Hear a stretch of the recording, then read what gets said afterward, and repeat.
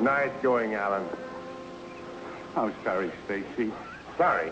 Don't you realize what that idiotic sneeze just cost us? 3 whole weeks. Well, I said I was sorry. What do you want me to do? Kill myself? Might not be a bad idea. Don't be too rough on him, Stacy. It could happen to anybody. I hired you to help me trap animals, not to give me advice on how to handle my men. Seems to me you could use it. I'm sorry, Jim. I guess losing that panther made me a little edgy. We've contacted to deliver a male and a female. That male we caught the first day out's no good to us without a female. No good at all. Might as well turn him loose and call it quits. Relax. We'll catch a mate for him yet. I don't know. Our supplies are about gone. Oh, don't worry about that. I can get you all the fresh supplies you want in a couple of hours. How? I'll have Cassine fly them up here in a sitting duck. Sitting what? Duck, my plane. What are you going to do? Send him a wire? Sure. Jungle telegram. Come on back to camp. I'll show you.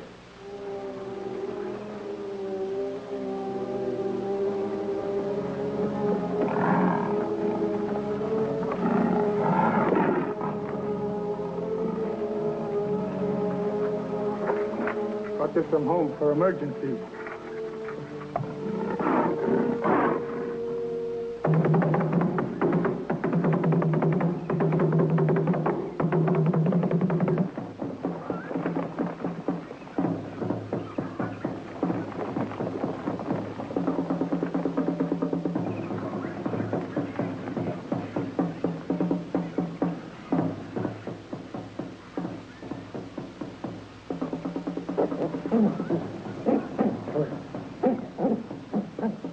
It's Dad.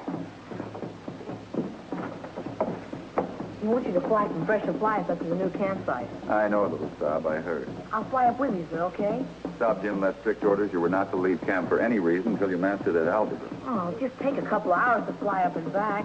I feel that's far too long a recess period. I'll bet you let me go. I wouldn't be too sure of that. I'm positive.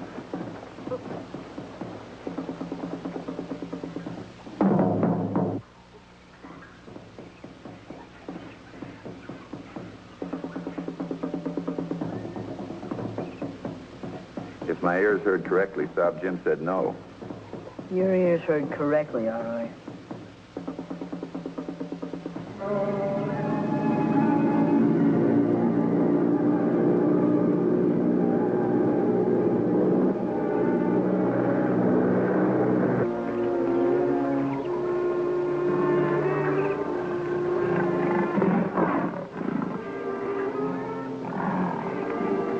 Here's part of the supplies you requested, Sob, Jim.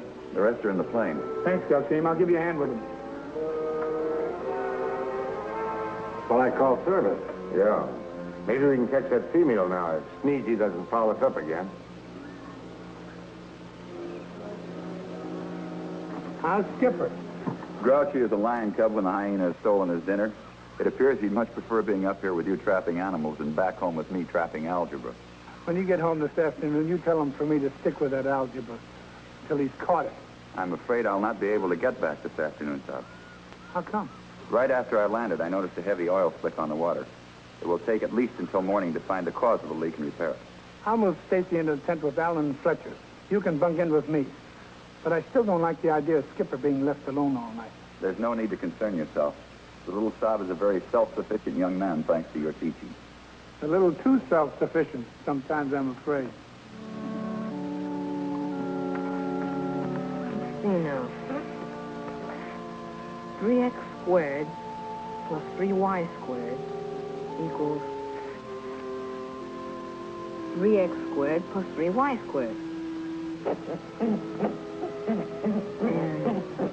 And 4xy times 2xy equals 8x squared y squared. A lot of good this is going to do me in the middle of the African jungle. Never can tell. Good morning, young man. I'm Adam Brock. Is Jungle Jim at home? No, sir, not at the moment. Oh, when'll he be back? Well, it's hard to say. He's been up country for nearly 6 weeks, helping 3 men trap some animals. 3 men? Yes, sir, from the States. Is there anything I can do for you? I'm Jungle Jim's son, Skipper. Skipper, could you take me to your father? Oh, I could, but I can't. What do you mean by that? We'll shove off as soon as I get my bow and arrows and some grub.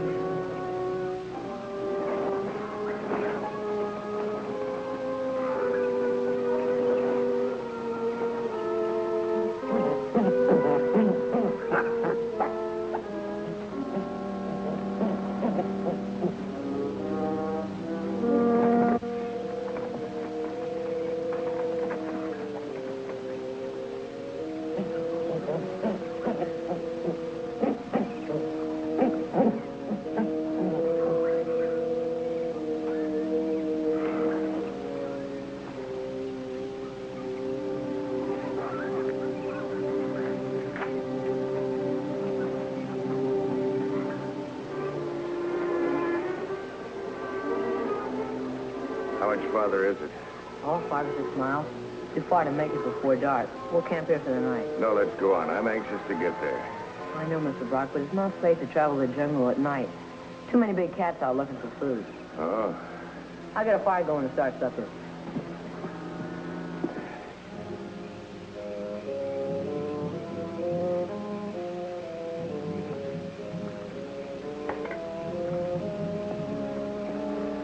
It was a fine supper, son.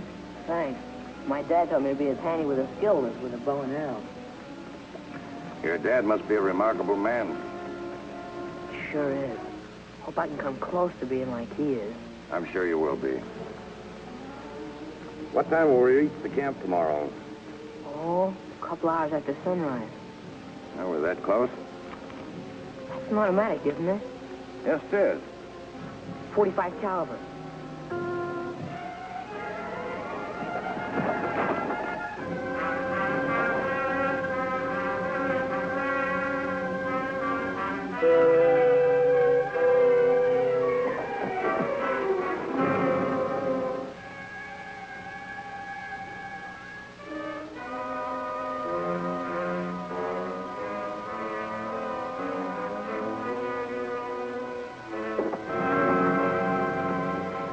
Skipper, Dad, boy, am I glad to see you. I thought I'd never make it.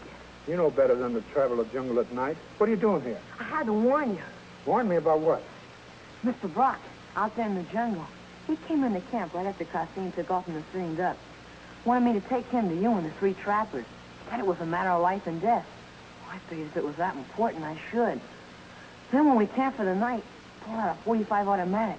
Said he was going to kill a man with it. So I ran here to tell you. That's quite a fantastic story, little Saab. But true. Are you Jungle Jim? Yes. I'm Adam Brock. That's a fine boy you got there.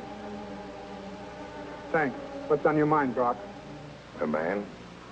A man I'm going to kill? Who's that? One of those 3 men asleep in the next tent? Which one?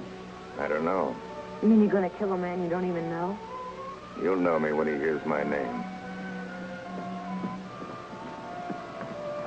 What's going on here? Who are you? Let's turn in.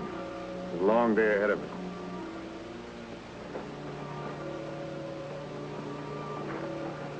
None of them ever heard of you, Brock. Looks like you were mistaken. No, I'm not mistaken. The man I'm after is a better actor than I thought he was. But there's another way. What other way? The man I'm after is left-handed. Now, I know you've come to the wrong place, Brock. Each one of those men is right-handed. Are you sure? I worked with them for 6 weeks. It's possible for a left-handed man to become right-handed if he has something to hide. What does he have to hide, Scout? He's the murderer. Isn't that a matter for the authorities? And let some clever lawyer convince the jury to let him off? No, thank you. This is my authority, Jungle Jim. The only authority a murderer fears. Good night.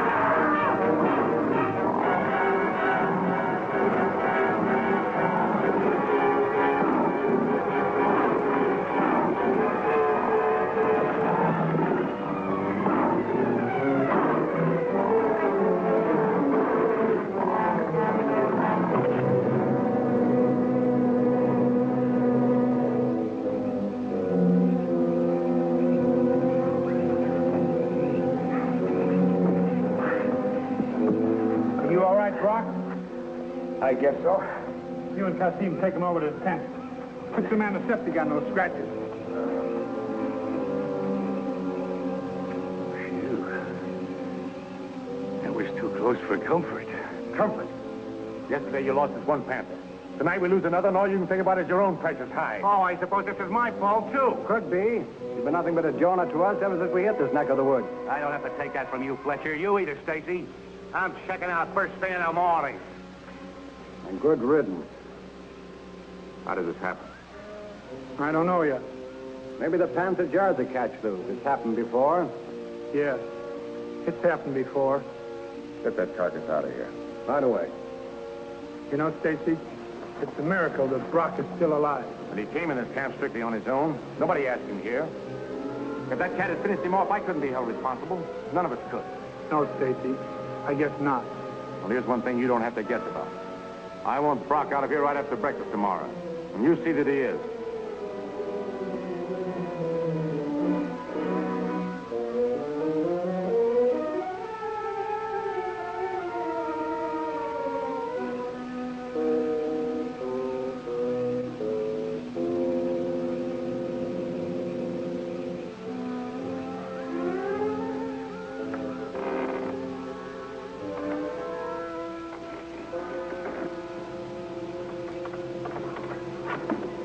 College. He got a job on a freighter during the summer vacation.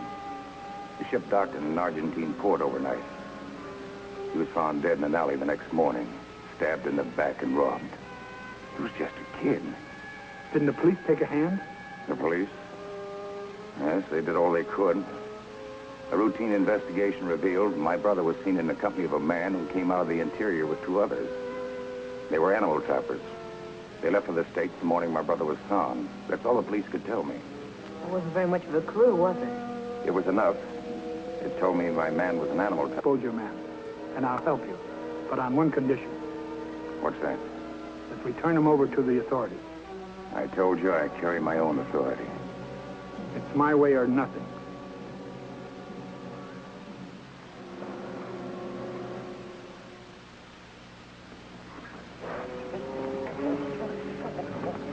Did you get him, Kasim? Yes, with Sam Bazell.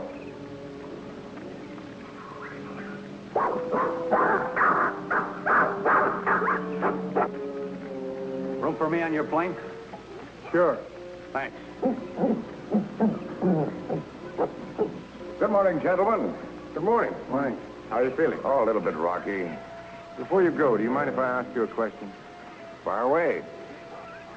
Whatever it is you're hunting, are you going to keep after it? That depends. What's for breakfast? I'm starved. Kasim's got a special treat. Fresh coconut.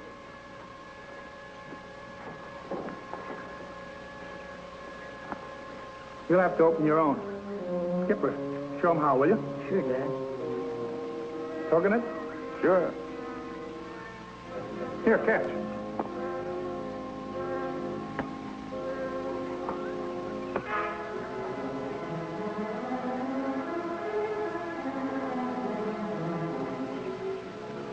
I've come a long way to find you, Ellen.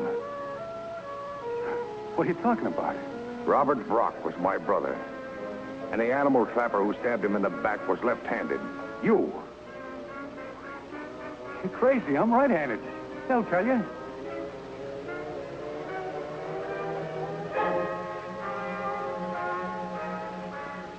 Well, tell him. You've already told him, Alan.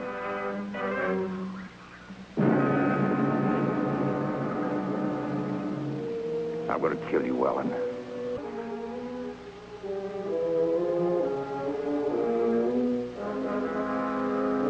You're no murderer, Brock.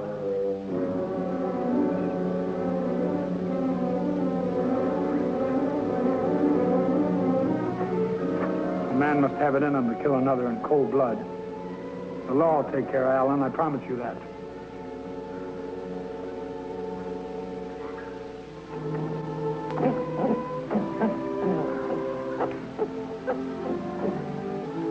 I just spoke to the commissioner. Alan's been extradited to Argentina to stand trial for murder. Thanks, Jim, for not letting me do something I would have regretted all my life. Goodbye, Kasim. Goodbye, Tom. Skipper. Come on, Mr. Brock. Goodbye. Bye. Oh, I guess I never should have brought Brock to your camp, should I, Dad? It doesn't matter. He would have caught up with Alan if it had taken the rest of his life. It gives me the creeps when I think of what might have happened if he'd have pulled that trigger. Nothing would have happened. What?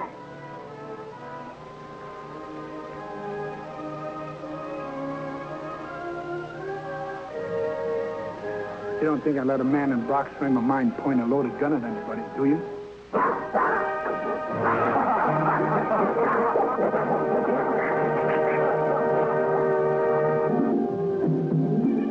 Broadcasting from the heart of central Massachusetts,